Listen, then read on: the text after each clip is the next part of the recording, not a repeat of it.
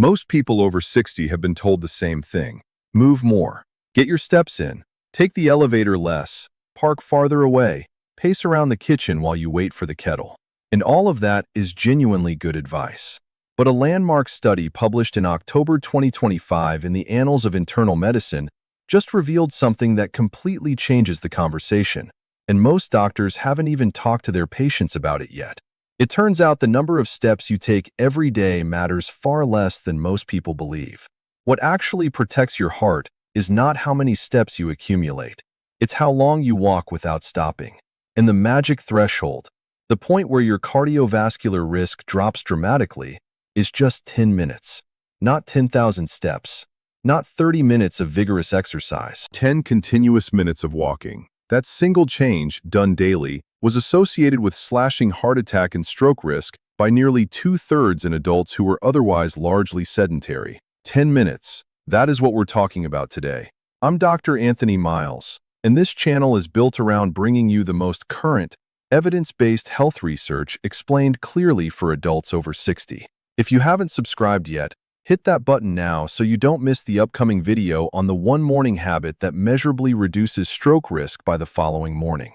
Now let me tell you exactly what this new research found, why it works, and precisely how to structure your 10-minute walk to get the maximum cardiovascular benefit. The study was led by researchers at the University of Sydney and the Universidad Europea in Madrid, and it's one of the most important pieces of heart health research published this decade for people in our age group. The team analyzed data from 33,560 adults, with an average age of 62, all drawn from the UK Biobank, one of the largest and most rigorous health databases in the world. Participants wore wrist accelerometers that tracked not just how many steps they took, but how those steps were distributed throughout the day. Researchers then followed these individuals for nearly 8 years, tracking who developed cardiovascular disease and who died. Here is what they found. People who accumulated most of their daily steps in short bursts, under 5 minutes at a time, had a cardiovascular disease risk of 13% over the follow-up period. Those who walked in 10 to 15-minute continuous sessions had a risk of just 7.7%, and those walking 15 minutes or longer at a stretch had the lowest risk of all, 4.4%. We're talking about going from a 13% chance of a heart attack or stroke down to 4% just by changing how you walk. Not how far, not how fast, how long without stopping. The all-cause mortality numbers were even more striking. Short walkers, those taking steps in under 5-minute chunks, had a death rate of 4.36%. 10 to 15-minute walkers had a death rate of just 0.84%. That is a 5-fold reduction in mortality. Has your doctor ever explained that distinction to you? Comment yes or no below, because most of the seniors I've spoken with have never heard this, and the research has been hiding in plain sight. So why does walking for 10 uninterrupted minutes protect your heart so much more than the same number of steps spread throughout the day? The answer lies in how your cardiovascular system actually warms up. Your heart is a pump, and like any pump, it doesn't operate at full efficiency the moment you flip the switch. When you start walking, your body begins a cascade of physiological changes. Your heart rate climbs gradually. Your blood vessels dilate to route more blood to your working muscles. Your core body temperature begins to rise. Your lungs increase their ventilation rate. Your blood becomes less viscous as circulation improves. That entire cascade takes time, typically between 3 and 7 minutes to fully engage.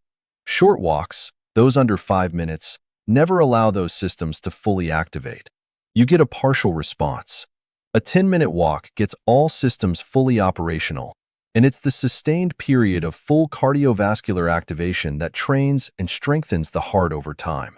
Think of it like this. If you want to warm up your car engine properly before a long drive, idling it for 30 seconds a few times throughout the day does almost nothing. Running it for 10 continuous minutes allows the oil to fully circulate, the temperature to stabilize, the engine components to expand properly.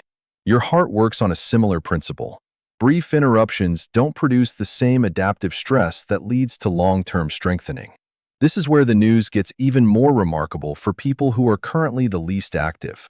The study found the benefits were most pronounced among sedentary adults, those taking 5,000 steps or fewer per day. In this group, walking in bouts under 5 minutes was associated with a 15% risk of cardiovascular disease over the study period. Simply extending those walks to 10 to 15 continuous minutes brought that risk down to 7%. And the death risk in this sedentary group dropped from 5% to under 1%. If you are someone who currently does very little walking, a single daily 10-minute walk may deliver more cardiovascular benefit than almost any other single change you can make. Eleanor was 71 years old when her cardiologist told her she needed to be more active, but couldn't tolerate much exertion after a mild cardiac event the previous year. She was walking. She'd wander the house, go to the mailbox, move between rooms, probably accumulating 2,000 steps a day in tiny fragments. After learning about this research, she made one specific change. Every morning after breakfast, she walked continuously for 10 minutes around her neighborhood block. That was it. No gym, no intensity, just a steady 10-minute loop every morning. 8 months later, her resting heart rate had dropped from 84 to 71 beats per minute. Her cardiologist noted improved circulation in her follow-up assessment, and Eleanor told me the walk had become the part of her day she looked forward to most. Small change, profound biology.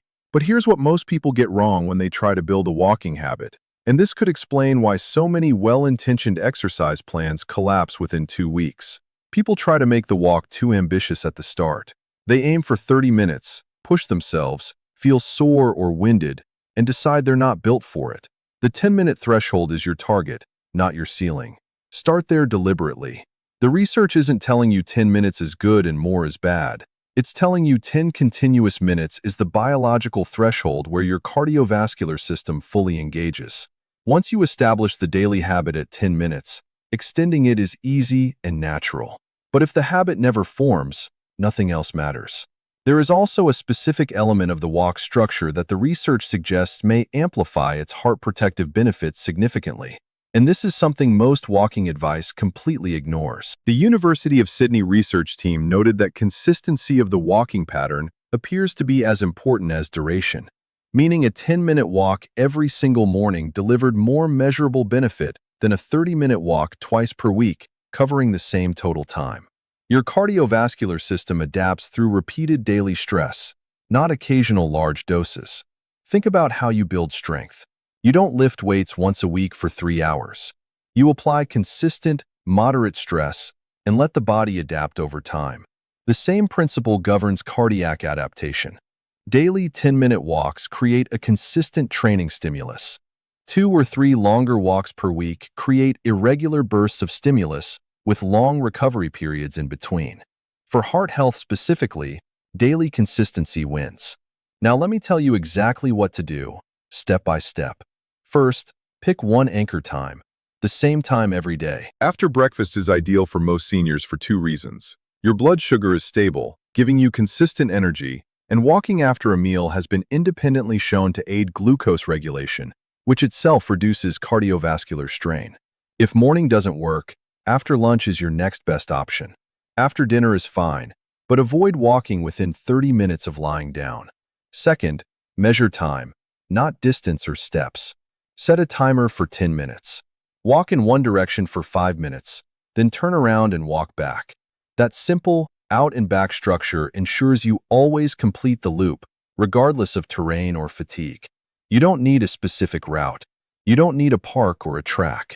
A sidewalk, a quiet road, a mall corridor if the weather is bad.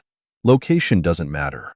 Continuous movement for 10 minutes is the only requirement. Third, your walking pace matters less than you've been told, but a general guide is this. You should be able to hold a conversation, but notice that you're breathing slightly more than at rest. Not gasping, not strolling casually with no physical sensation at all. Somewhere comfortably in between. That's the zone.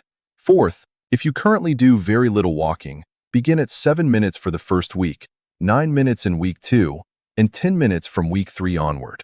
This progression prevents joint soreness that causes people to stop. Fifth, wear supportive shoes, not sandals, not slippers, not old tennis shoes with worn-down soles. Proper walking shoes with cushioning significantly reduce the impact-related joint discomfort that derails beginners.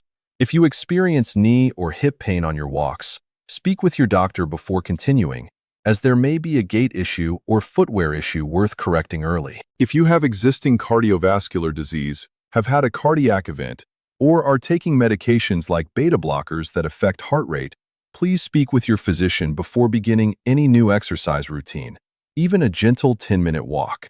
Beta blockers in particular lower your resting and exercise heart rate, so the normal, slight breathlessness guide may not apply to you. Your doctor can give you a personalized intensity target. The bottom line from all of this research is both simple and genuinely exciting. You do not need to become a runner. You do not need a gym membership, special equipment, or an hour carved out of your day. 33,000 adults followed for nearly 8 years showed us that 10 continuous minutes of daily walking, done consistently, can reduce your risk of heart attack, stroke, and premature death by a margin that many medications struggle to match. The key word is continuous, not scattered throughout the day. One uninterrupted 10-minute walk every single day. Before you go, comment one of these 3 things below. Comment starting tomorrow if you're going to try this. Comment your current daily step count if you know it, something like 2,000 steps or 5,000 steps, so we can see where this community is starting from. Or comment sharing this if someone you love needs to hear this today. And if you're not subscribed, do that now. Next week, I'm covering the specific time of day to take your blood pressure reading for the most accurate result, because most people are unknowingly getting false readings that are affecting their treatment. I'm Dr. Anthony Miles. 10 minutes every day. Your heart is worth that.